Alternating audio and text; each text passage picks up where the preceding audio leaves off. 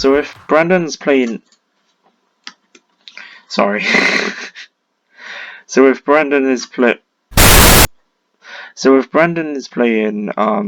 Train Simulator, I bet he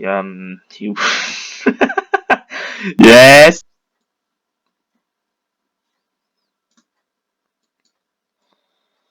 Right. Oh god, this looks horrible. It's supposed to be slightly cringy, but god, so not really. Okay, so yeah, Brandon. I bet Brandon. So I'll tell you a story now. So Brandon's on the computer right now, and he's playing Train Simulator, right? So howdy doody, everything's all right, and shut up, shut the fuck up. 2 hours later, uh, 2 hours later. 2 hours later, he just plays on and on. And then what happens? He just goes at max speed, going,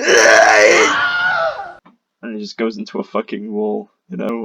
Hope you enjoyed my presentation, and I'll see you later. Bye for now. And his room goes to hell. And sorry, I'm not really good at this. And that's my 10 minutes wasted. So yeah, he's fucking gone now. Dead.